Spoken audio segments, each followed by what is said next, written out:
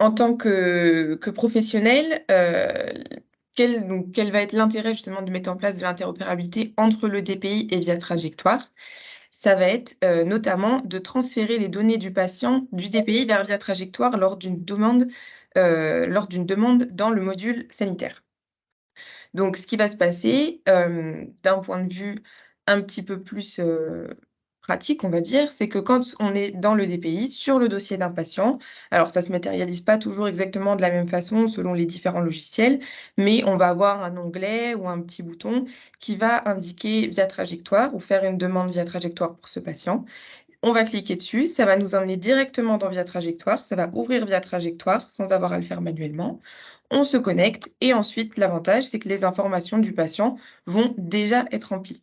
En fait, l'objectif, c'est vraiment de transférer les informations du patient qui sont dans le DPI vers Via Trajectoire. Alors après, on a différents types d'informations qui peuvent être transmises. On va avoir les informations administratives qui sont transmises dans tous les cas. Donc, ça va être le nom du patient, son prénom, son sexe, sa date de naissance. Après, on peut inscrire, alors il y a des paramètres qui sont plus obligatoires et puis il y en a d'autres qu'on peut rajouter, comme l'adresse du patient, et cetera, qui ne sont pas obligatoires. Et on va également avoir, alors seulement sur la deuxième version, de ce qu'on appelle le transfert de contexte, on peut également transmettre les données médicales et paramédicales du patient. Donc, sur, par exemple, ses traitements médicaux et cetera.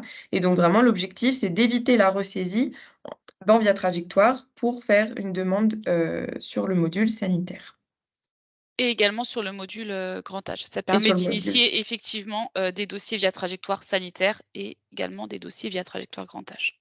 Voilà, directement à partir du DPI. Donc, l'objectif de ne pas ressaisir ces informations, c'est déjà un gain de temps et puis aussi pour éviter les erreurs de ressaisie, bien sûr, d'un logiciel à un autre.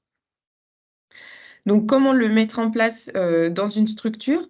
Si vous êtes, professionnel de santé, déjà ça serait, bien d'en informer votre DSI ou votre DSN, dans votre établissement pour, parce qu'ils sont pas forcément au courant de l'existence de ce transfert de contexte et puis, ensuite la DSI ou la DSN peut nous contacter, nous l'équipe interopérabilité du grade, pour qu'on puisse leur donner toutes les modalités techniques, pour mettre en place cette interopérabilité.